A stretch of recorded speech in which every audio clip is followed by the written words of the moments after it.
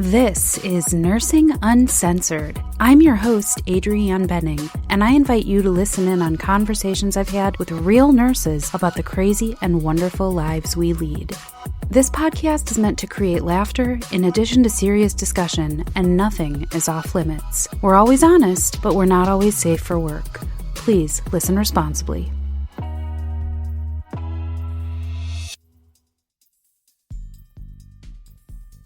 Welcome to Nursing Uncensored. It's Adrianne here today again with our friend Margo. Hi, Margo. How's it going? Good. How are you, Adrianne? Good. So for those of you who have just started listening to Nursing Uncensored, Margo's been on the show before with us. So welcome back. We're going to talk about more of the same. Last time you were on the show, we talked about precepting students for the first time as nurses. You and I are both within our first 5 years of nursing, and we took on a couple students. We each took a student this semester, and then we talked about it. You know, we were like all excited. We had all these like expectations. Yeah, it was all of our, this is what we're looking like forward to. This is how we're planning to teach and be approachable. Yeah. And then dun, dun, dun. Life happens. And then we found ourselves, I mean, even though we make light, it's very serious. We found ourselves in the middle of literally a global pandemic. So even though we laugh, we recognize this is a big life-altering deal here. It is. And it's also altering nursing lives in countless ways. And we're just going to talk about one of those ways. We're going to kind of continue the conversation we started, talk a little more about precepting nursing students in emergency conditions, basically. Yeah, I was going to say, should we kind of start off with like how everything impacted just the way we were able to do stuff with our students? Absolutely. So I know both of us, our students, had their hours cut. Initially, I was supposed to work 225 hours with my student. And that ended up getting cut to 180 hours. So really, up until her spring break, everything was going kind of exactly as I had hoped. I kept giving her more and more of the reins. She was doing more and more of like everything. Everything. Yeah. Yeah. And then it was over her spring break that everything at our hospital kind of like went, okay, this is major and serious. And actually she was supposed to do an international public health practicum. She was supposed to go out of the country for her public health practicum over her spring break. And that got canceled. Dang. Yeah, she was really bummed.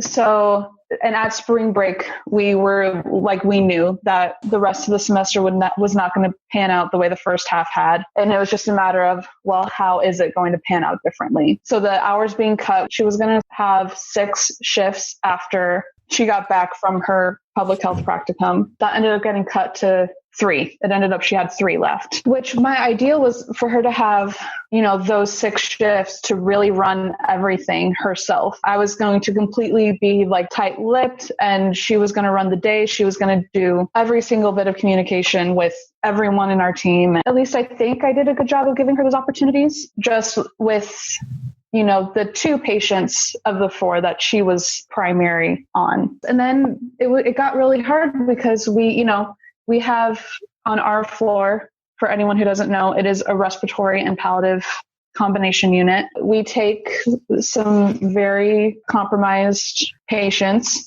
That includes our lung transplants and our CF population. And when she came back, the groups that we were assigned, we would have a lung transplant assigned in my group, and the way our transplant team wanted to work it, only the nurse assigned to that patient and the NA were really supposed, and the respiratory therapists were supposed to go in. They weren't supposed to really be out of their rooms. They didn't even want them walking the halls at that point. And that was the other thing. I know that we kind of talked about this whole idea of when we're with our last time, when we're with our students, we never want our patients to feel unsafe. They know that obviously that our students are students and that they're learning, but we are there to be that safeguard, to prevent any harm from reaching our patient. But I remember feeling when things at the hospital started getting crazy and I had my student with me, I was all of a sudden like, oh, wow, I'm responsible for keeping her safe. Mm-hmm.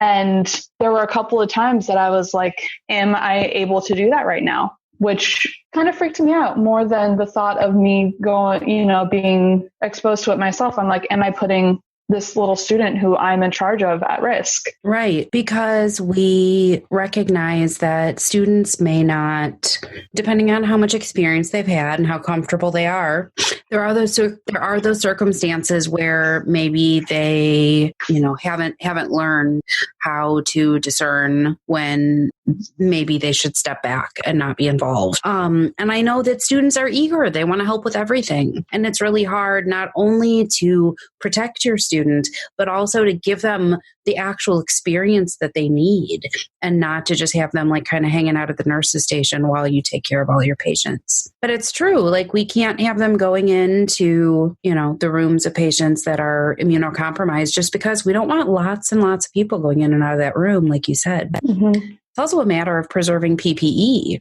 So it's also like, do we really want to be gowning up or using masks for things that, because at the time we had shields. Well, no, initially we didn't have shields. Now we have the face shields that we wear. Initially we didn't. We were just wearing like surgical masks, basically. Yeah. So then, it's like making sure that your student has access to a mask and one that fits. Yeah. And I also had her for a couple of shifts where it was before we had the face shields. And I was lucky after we got the face shields, I was able to get one for her. But there were her last couple of shifts before she went on for spring break, they had put like a PPE is strictly for patients under investigation and for COVID positive patients. Yeah. And, we're going into patients with different respiratory issues, different influenzas and different respiratory viruses that we have. Or like we had like a C. diff patient and like no PPE. Yeah. And that's really scary to think that like while you're trying to protect yourselves and your patients from like this big scary virus, there's other stuff out there that we're already needing to protect ourselves and our patients and other people from. So that is really stressful when you're like, what do you mean I shouldn't wear a gown when I go in to clean up C. diff poop? What do you mean? Like as nurses, we're like, what? No, C. diff, really? Come on. And every hospital is kind of handling it differently. And we're also getting like basically daily updates on what the PPE it should be. Yeah. And, it's like making sure that when our students come in, that they know what they're supposed to be wearing, that they know how to put it on and take it off. There's so many other components that go into it. So and keeping your students safe is a big deal. I also want to stop them from doing anything that's going to get them in trouble with admin, managers, their clinical instructors. Like I know that the school that my student is with said that they're not allowed to be on the unit if there are any COVID positive patients. That was just our that school's policy. So at the time I was preparing to go into training in the ICU. And so I was like, well, if she comes back to do clinical hours while I'm training in the ICU, I have to send her home because I won't know I'm going to the ICU till I get there. And the staffing assignment has been like staffing board has been figured out. So I had to tell her like, hey, this is going to potentially suck, but like all the hours that you need to get in, like there may be days when you come in and you're fully dressed and ready to go and hard, and I have to send you home and we have to find a different day that works in your already sucky schedule. So there's all this extra stuff. And this hasn't even touched on just teaching a student how to be a nurse. Yeah. Like this, we haven't even like gotten close to that yet. So let's step away just for a minute. We can come back to it, but let's step away from the COVID pandemic talk for a second and talk about some of the things that you were doing with your student to teach like the actual nursing part. Because we kind of talked about what our plans were. You said that you were having her kind of run the show and like, how were you doing that? Because when you start off as a student, you start ideally with like one, maybe two patients, depending on the student. And then by the time that student finishes at the end of the semester, we want them ideally to be able to take on a reasonable newbie level patient assignment, which on our unit is ideally 3 up to 4 patients. And with our acuity, that can mean trach to vent, that can mean frequent IV medications, that can mean confused, poopy, trying to get out of bed patient. That's a whole big thing. Plus our students are learning like palliative care in addition to like the respiratory med surge stuff. So what are some things you were doing to like encourage her to do more and juggle more and take on more? Yeah. So, I mean, obviously we started just with getting our toes wet. Like her first 2 shifts were like back to back. She was strictly basically like kind of shadowing. I was doing like we did a quick orientation to the unit. She kind of got to see how I ran my day, kind of got to get a taste for what the palliative and what the respiratory looked like. And then after that, we moved into, okay, we're kind of taking things on together, but you're doing all the physical stuff. You are taking you're giving meds, you're hanging meds, you're prepping IV tubing, you are physically turning up the oxygen or troubleshooting the vent with me there, whatever that particular shift came to. And then I was like, okay, like when I felt that she was getting a better grasp on like our floor specifically, I was like, okay, you are going to be this patient's nurse. Like you're going to do all the communication with the doctors. You're going to do like game plan the day with PT and the NAs and whatever. And when I felt like she had a good grasp on how to coordinate one day, I was like, okay, these are our 4 patients. Who are you going to take, let's like take 2 now. And when we would have, especially if we had like a group of 4, the east side of our unit, which is where our palliative beds are, that often looks like we would have 2 palliative patients and 2 respiratory patients. And I'm like, okay, pick of the 2 palliative, who do you want? And then maybe this person is our easier respiratory patient. So you can take them and then we'll kind of walk through everything else. And obviously she was with me for everything we were doing for the other patient too. Right. Right. And gradually more and more like, okay, you're ready to take on 3 of the patients, or, just gradually moving up until ideally she would have had the last 6 shifts where she was taking the entire load.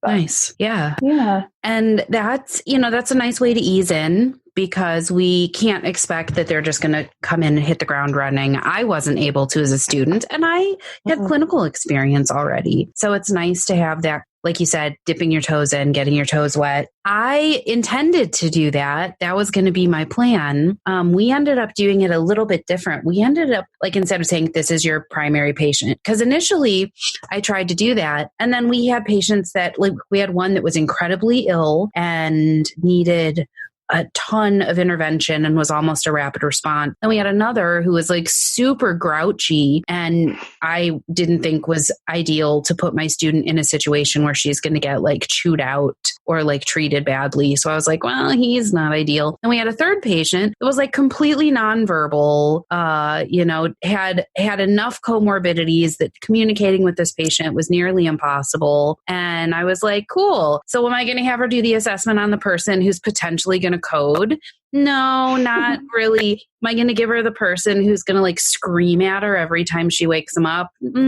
Or how about the third patient that has like absolutely no ability to communicate with the student whatsoever? That was the that ended up being the situation. So then instead of being like, okay, this is your patient, you're doing everything for this patient, I said, let's do some task oriented. I'm like I said, you're with your student for everything that's happening anyway. But after we did a first night that was like a shadow orientation, show and tell, play with, we have a lot of like dummy trachs and oxygen tubing and all that stuff. So the first night it was basically just like show and tell, where's everything at? And then after that, and realizing that our assignment wasn't ideal for her to run with a patient, I did like, okay, you're going to do all of the medications.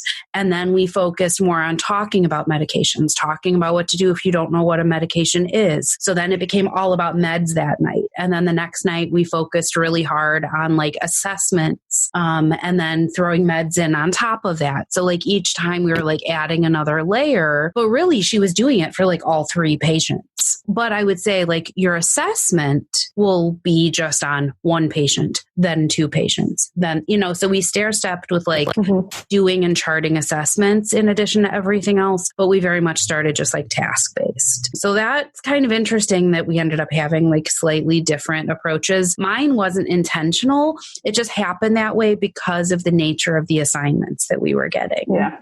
And then the other thing I wanted to say about that is that partway through, I noticed that she was kind of, like when the training wheels are less and less touching the ground and really they seem like they're just they're doing it and you're there coaching, but you're like, I'm going to kind of step back a little. And then I told her, I was like, okay, here's the thing. From here on out, if you need something, if you need to get into the locked, AccuDose machine to get a narcotic or something that I have to do because she doesn't have access, I'm not going to just automatically do it. You have to recognize and tell me. You can delegate to me. If there's not an NA present, I still want you to get used to delegating. So if you need a glass of ice water for your patient, you can ask me to get it, but you have to do these things. I'm not just going to do them. I want you to notice. And she started doing that. She started being like, hey, can you go get me one of these? Or would you, whatever. And it was nice to see her start to put the pieces together of not just like meds, assessment, charting, like not just that, but then being like, oh, well,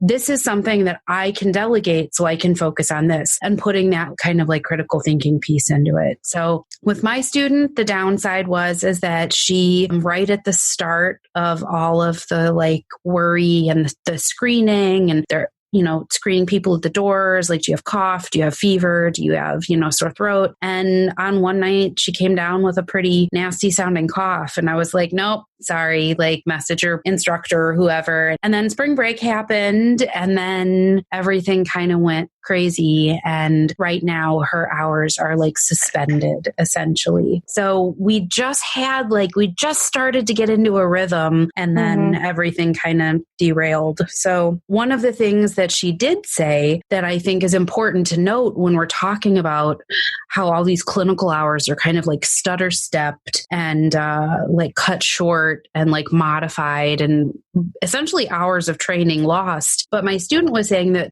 how do I say this?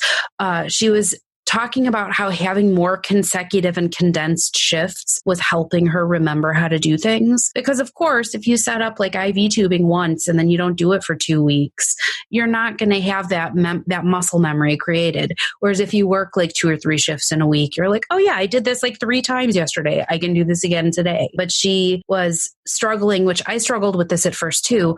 Our IV pumps communicate with our charting system and our medication record, which is beautiful. Epic does that. So not all hospitals have that. Even all hospitals that have Epic don't have that, where we can basically like scan the patient, scan the medication, scan the pump, and the EMR communicate so that we can record when it was given, how much fluid was given, all of these details just automatically shoot to the computer. And she was having a hard time remembering which order to scan everything in. But then when she had several shifts in a row, she was like, oh, I'm not having trouble with it now. So now I feel I'm like, dang, like it's been weeks since I've seen her. And, I worry about what that's going to do to confidence and skill level, when she actually graduates and gets out of school. There's so much uncertain for our students right now, and there's so much uncertainty for us. It's like, how do I impart onto a student, the hope and the wisdom and the perseverance to like not be like, I changed my mind. I'm going to go be an engineering student now. I don't know. What do you think? What do you think is in the cards for our students? Like, have you heard anything about the school? And I mean, did she get her hours finished? Your student? Yes. So we got. Maybe I missed it. I'm sorry. Yeah. So I don't know. I think they ended up just waiving. So I kind of talked. So my student is from the same program that I went to, and her hours, we kind of talked about what the clinicals looked like for my program in our last episode. For our last semester, it's 225 of your senior internship, which is what she was doing with me. And that got cut to 180. hours of clinical exposure, and then a 90-hour public health practicum, which I think some of her cohort, they got some of those hours in, but then obviously hers was an international, like she was supposed to leave the country. Right.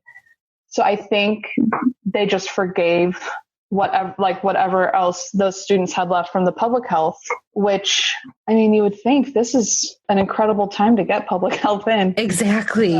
But also the risk of travel and, just being exposed to that. But I know, and I also mentioned this in our last podcast, our floor also takes second semester students during their medical surgical nursing rotation. And the way it's split up is half of the semester, there's a group of 4, and half of the semester, there's a different group of 4. And they are with one of our coworkers. And then when they're not on our floor, they are doing a geriatric rotation out in the world, in local nursing homes and everything like that.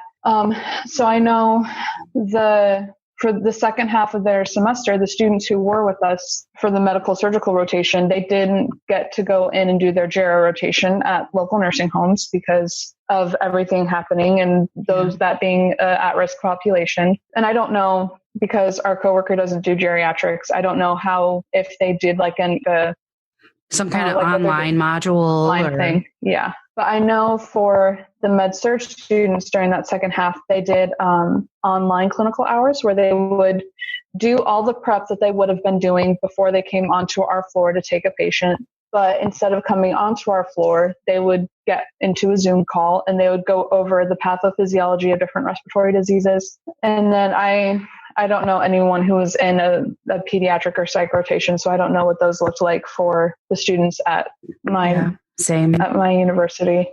Same. But definitely a necessary evil. We need to be minimizing the number of people in and out of our institution. It's a hit to those students' education. Yeah. So I think about what it would have been like to have essentially 45 fewer hours. 45 hours on a nursing unit, a lot of shit happened. 45 hours. Victories won, lives lost, crazy shit goes down. That's essentially that's just under 4 shifts. And I think about the last 4 shifts I worked and how many things I witnessed and had to do. It's a lot of experience. And so that's no small loss. Now, is it impossible to be a good nurse without that? No, but I mean, and I'm sure that, every program, like the directors of these different, and it's not just nursing programs. I'm sure it's also respiratory therapy programs. It's medical schools. They're, having to find this balance of keeping the patients and their students safe while also giving their students as much exposure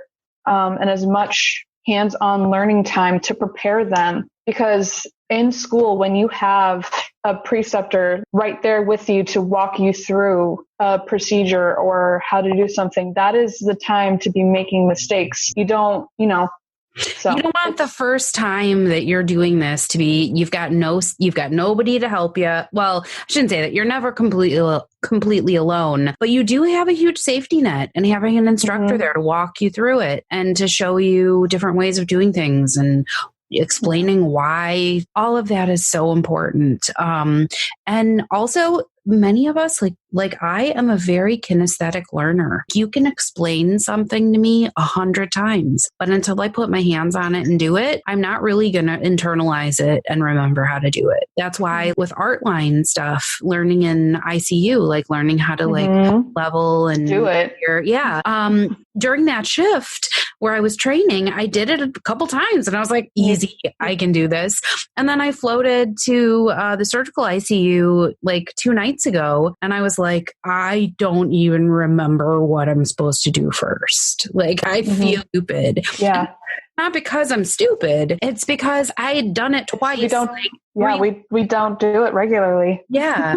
It's the same with PCAs, with the patient controlled analgesia. Oh my God, I cannot talk today. With the pain button pumps that we have for patients, when I first started learning how to use those, I did not think I would ever remember, okay, wait, do I scan? What do I push? And now I'm just like, boop, boop, boop, second nature. through that. Like, I don't even, I mean, of course I'm thinking about it, but just like my hands know what to do. So I don't have that panic of like, oh God, am I supposed to scan this? Like, I'm like, unlock it, do this. Yeah. And so students that are like hands-on learners like that, the online modules are great, I'm sure, to talk about all of that, but I want to do stuff, So that's a huge hit. And I think we need to remember that as we're taking on new or orienting new grad nurses. This time is more important than ever to not be eating our young, because our young are coming in, they're still marching on ahead to come in and be nurses alongside us. So we need to make sure that we're teaching them and not just like giving them shit for all the things they don't know how to do, because they lost out on basically like the whole last half of a semester of their education. And moving forward, who knows how long this will last, and like the classes, the cohorts that are still entering nursing school, and what losses they're going to suffer in terms of experience. And even just as simple as like during my clinicals, I got to go into interventional radiology and watch them put an IVC filter in, and I got to like watch bedside procedures. I got to watch an IJ line put in. Are students going to get to do this if we're still like operating under pandemic, like only necessary staff in the room, only necessary staff in PPE? This could be a problem for who knows how long. That's a sad thought for lots of reasons. And the continuation of like clinical sites that have to restrict how many people can walk through their doors. Infections spread like wildfire in nursing homes. So that even first semester students that are doing those like long-term care clinical rotations, like it's going to be very different for them. It could also lead to some positive things, like some innovation in how we learn online and what kind of things we do. Yeah. And I have no doubt that programs will fight for everything that their students need. And I have no doubt that even if you're missing, the however many hours from your practicum, we've got some smart cookies our way. For sure. We'll have their backs, and absolutely. They'll impress us. I'm very excited for. And it's a good reminder also that when you do have clinical hours and you do get to be on site, make the most out of that. We've talked about it before. This is your opportunity to see and do and experience with a nice, safe nurse standing next to you, ready to coach you. And as instructors, we need to stay active and stay engaged. I mean, honestly, even with like our cross training that we did, I was like, these poor ICU nurses who I got paired up with. Trying to teach us. Yeah. Yeah.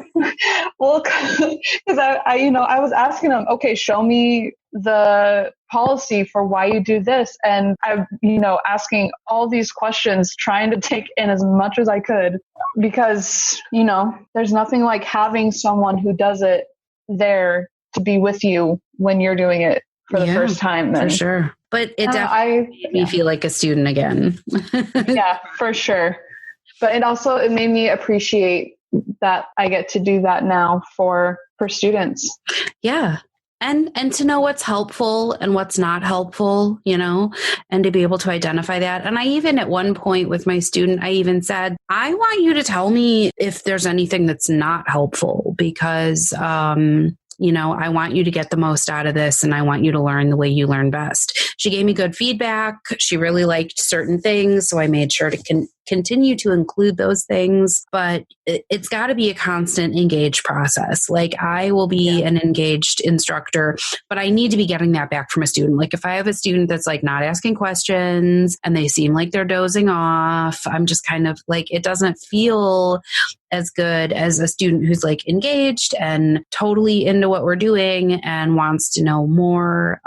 So I try to be that student, but I felt the same way in the ICU. I was like, how about this? How about instead of me asking you 8,000 questions, I'll look up all these policies in my downtime and then I'll just ask you questions for anything that I can't find, And actually I bought on Etsy, I'm holding up you guys that are listening can't see this, but I'm holding up an array of hot pink flashcards. I actually bought a set of flashcards from a nurse on Etsy. It's a critical care quick reference on IV drips. So it's literally like nursing school style, the drug name on one side, and on the other side, it's got like all of the most important information about the drug. I'm basically studying again. I'm like laying on my couch watching TV, and I'm like, I should probably read about nicardipine.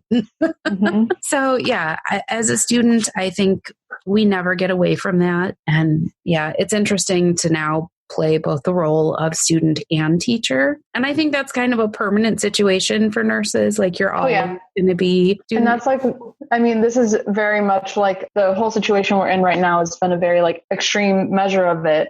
But yeah, like one of my favorite things about nursing is like every shift, regardless of if I'm back the next day and it's the same group that I had yesterday, I'm learning something new every single shift. Oh yeah. And you can have the same patient group for like 5 shifts in a row, and every shift could be totally different. You could have one night that's like totally chill. Everybody sleeps, everybody's pain's under control. And then the next night you're like, everything is on fire and I just want to go home. And I had a few nights like that. There was one night that I had this group and it was such a busy group and they were on opposite ends of the unit. So I was just running, ping-ponging back and forth all night long. And I was like, please, I never ask, will you please separate this group? I never beg for this. Just like, do me a solid. So they split up the group. They gave me a patient that had been totally chill the night before in place of one of the heavier, more critical patients. And wouldn't you freaking know it, then that patient had a terrible night and had like a whole bunch of blood pressure issues. And I was like, why? And then the patient that I gave up was like chill and like slept and had decreased oxygen requirements. So you literally have no idea. So most of the time when I come into work, even if I had like a crazy night the night before, if I can help it, I want my group back because at least I know what kind of crazy I'm getting into. I don't want to like change it up and then be like, oh,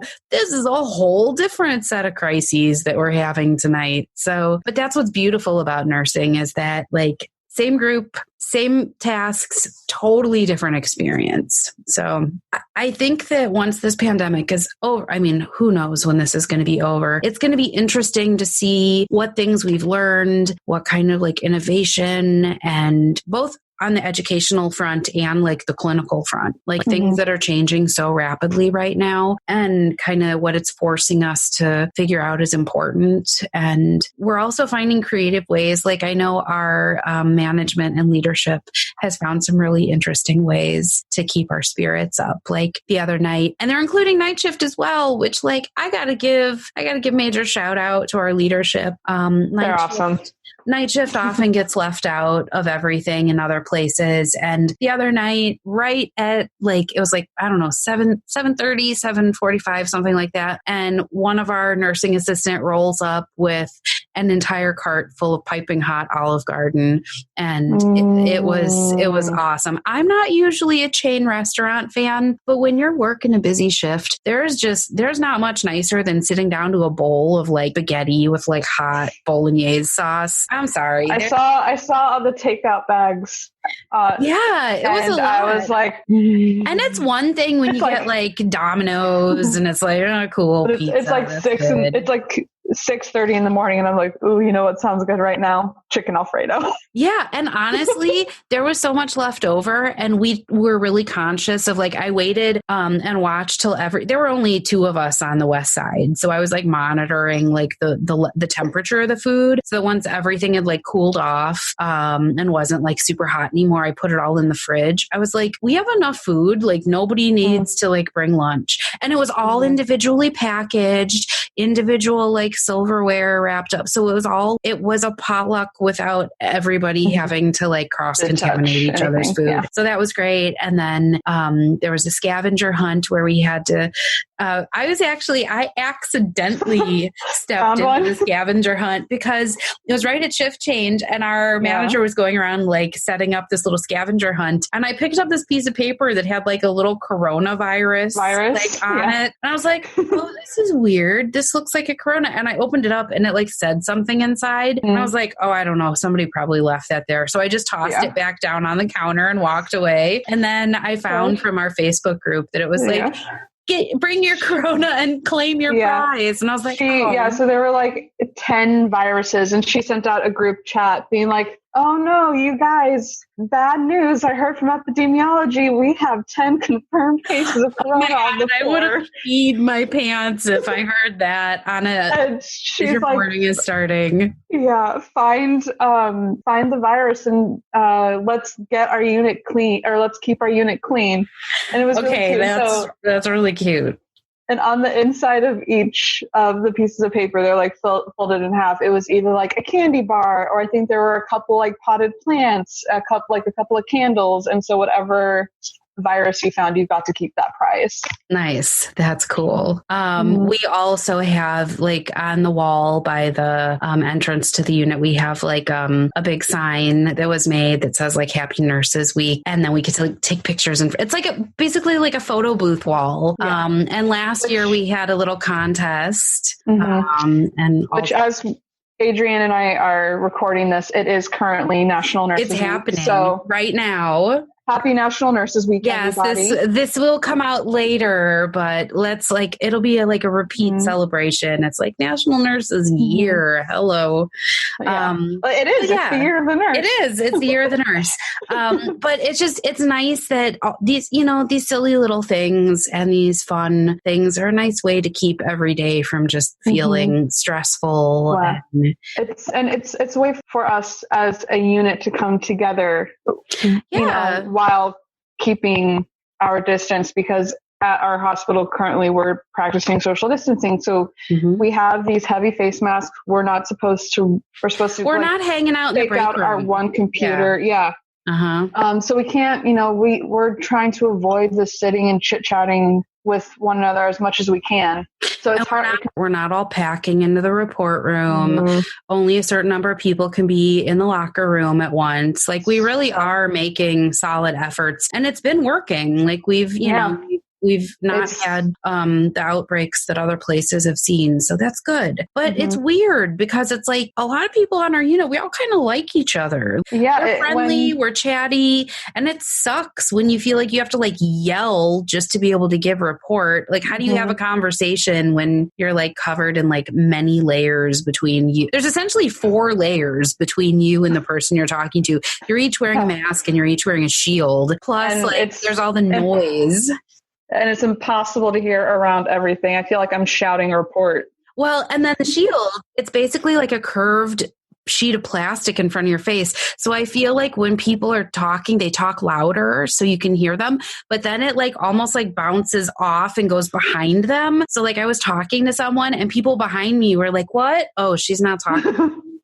Or not gonna lie, I've done a couple double takes thinking people were saying things to me and they were talking to someone else. Or I feel terrible because I genuinely think that from all the years of me standing at really loud rock shows, right next to speakers without proper ear protection, I do have some hearing loss, I believe. That's not diagnosed, but I have some hearing issues. So when I have a nurse that's in a mask and a shield and they're a mumbler and they're and you're like, what? And then I feel bad because I'm like, what? I'm sorry. I can't. What did you say? And they're repeating themselves 4 or 5 times. I'm like, shit, this sucks. But it's what we have to do because I also don't want that person that's shouting at me to spit in my eye accidentally. Yeah.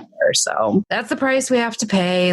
We make light of it, but we take it very seriously. We do. Mm-hmm. So, students, if you're listening to this, take heart. Nursing is a challenge, and we always have some crazy shit happening. Maybe not this crazy. This is pretty insane, but this is a team sport. So as you're coming out into the nursing world, you're not alone. And, like we've talked about before, find the people that are the kinds of nurses you want to be and watch their example, learn from them, ask them questions. Take opportunities to get every clinical moment you can at this point, because we don't know what's going to happen. And those hours really are important. Although some students, I'm sure, are like, yes, don't have to do those last 6 shifts. Hell yeah. I know there's that. I know that nursing school is crazy. And honestly, if you had said to me in the middle of like 4th, I had 5 semesters. So if you had said to me in the middle of like 4th or 5th semester, sorry, we're cutting your hours, I would have been like, woohoo, yes, this is the best. But really, when it comes to your education, you got to get that. You got to get that shit done. Mm-hmm. All right. Yeah. What else, Margo? What else do we want to talk about? You got anything else up your sleeve? I was going to say, I feel like we kind of got away from the students.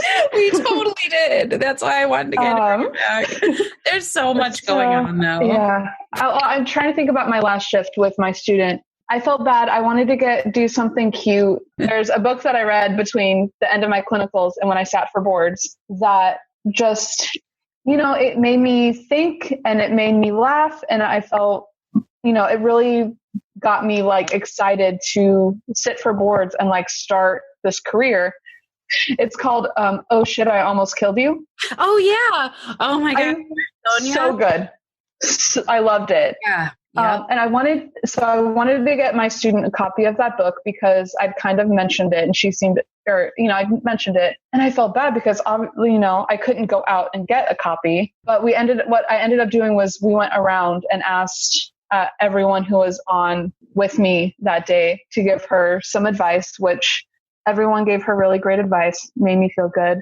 And then, and another thing that I did that I feel like was really important was I was at that very last shift, I was like, okay, what, advice do you have for me moving on with for when I take my next student, which we made a couple points that I'm excited to take into the next student that I have with me, because this is learning to be a teacher is as much of a, learning curve as it is for our students who are learning how to be nurses. Yeah, for sure. Yeah, that's a really good point. And I'm really, and I miss her. I miss having my student with me. I miss being I was into it too. This will be a great learning opportunity for her. At one point when I was being insecure and I was like, tell me if I'm talking too much or tell me if this doesn't help you learn. And she was like, actually, no, this is awesome. And I've been bragging to my classmates that I have a really cool preceptor and that I've been riding so high on that. So if she's listening, I don't know that she is. I don't think maybe I told her about I don't know. But that made me feel really good. And it made me want to teach more and it made me want to show her more stuff. There was one night we literally just did, this is the blah blah blah machine and here's the vein finder. It was just it was genuinely enjoyable to be welcome to this world of all this crazy stuff that we do, and here's how to give a heparin shot without making it hurt. And I knew going into it I knew going into it I would want to take students for the rest of time. Yeah. And I already signed up for one. I don't know if we'll actually have any as we progress into this. Yes, I'll do it again. Absolutely. Give me another one. I can't wait to have my next senior internship student. It's going to be so much fun. Yeah. And it made me want to take another new nurse too, an actual licensed new hire employee. I can't wait to do that too. And it's cool. And then when you start to see the people that you trained, training other people. Yeah. Well, it's a good feeling. It's a legacy thing, It is. And it's also really cool when you see someone doing something and then you're like, hey, did so-and-so teach you to do that? And they're like, yeah, that's who I learned it from. So that's really cool. Yeah. We're all teachers and we need to claim that and really make the most of that. Cool. Well, we've covered a lot. Yeah, we did.